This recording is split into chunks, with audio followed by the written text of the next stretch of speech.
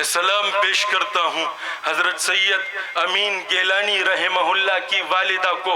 جب تحریک ختم نبوت میں آپ پابند سلاسل ہوئے، والدہ اپنی بہو کو لے کر، اپنے پوتے سید سلمان گیلانی کو لے کر جیل میں ملاقات کرنے آئی۔ بیٹے کو پابند سلاسل دیکھا، ہاتھوں اور پیروں میں بیڑیوں میں جکڑے ہوئے ہیں۔ مامتا جاگ اٹھی، آنکھوں سے آنسو بہنے لگے۔ جیلر سمجھ اٹھا لوہا گرم ہے، ضرب لگا، فارم آگے کیا۔ اماں جی اپنے بیٹے سے اس پر دستخط لے لے۔ ماں پوچھتی ہے بیٹا اس میں کیا لکھا ہے؟ جیلر بتاتا ہے اس میں لکھا ہے آئندہ میں تحریک ختم نبوت کا حصہ نہیں بنوں گا، اس پر دستخط لے لے، جا کے اپنے بیٹے کو اپنے ساتھ لے جا۔ سید امین گیلانی فرماتے ہیں ابھی میں جواب دینے کے لیے پل پر تول رہا تھا، میری ماں جھپٹ پڑی۔ جیلر سے کہا خبردار، یہ تو ایک بیٹا ہے، سرکار دو عالم کی ناموس پر میرے 10 بیٹے ہوتے 10 کے 10 قربان کر دیتی۔ سلام ہو۔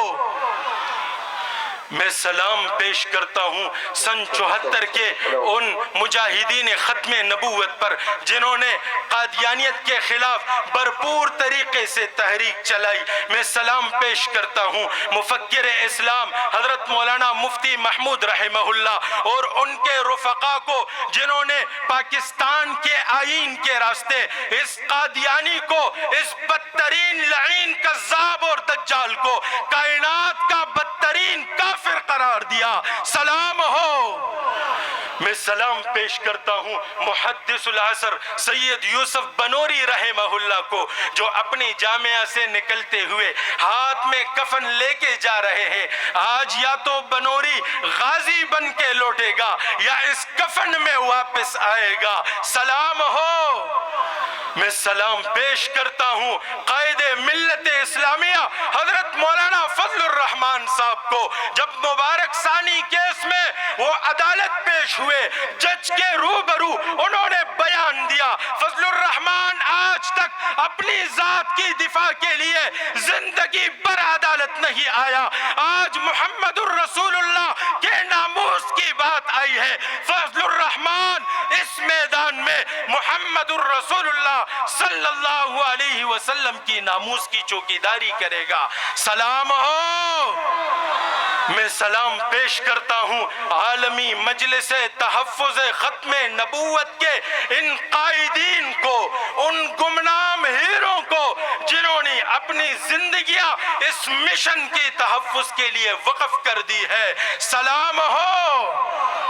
ہمارے اکابر نے قربانیاں دی ہیں، وہ سینوں پہ گولیاں کھا کے ہر میدان میں، ہر محاذ پر ختم نبوت کے تحفظ کے لیے ڈٹے رہے۔ ہم اور آپ کے لیے ایک بے مثال نمونہ چھوڑ گئے، ہم اور آپ بھی ان کے نقش قدم پر چلیں گے یا نہیں؟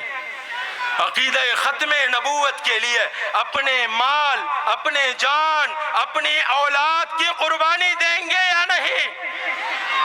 جب عالمی مجلس تحفظ ختم نبوت کے قائدین پکارے تو جمعیت علماء اسلام کے پرچم تلے میدان میں اتریں گے یا نہیں؟ ہر محاذ پہ مقابلہ کریں گے، میدان میں ڈٹیں گے، پیچھے ہٹیں گے تو نہیں۔ رب کریم آپ کا یہ جذبہ اپنے دربار عالیہ میں قبول فرمائے۔ وآخر دعوانا الحمدللہ رب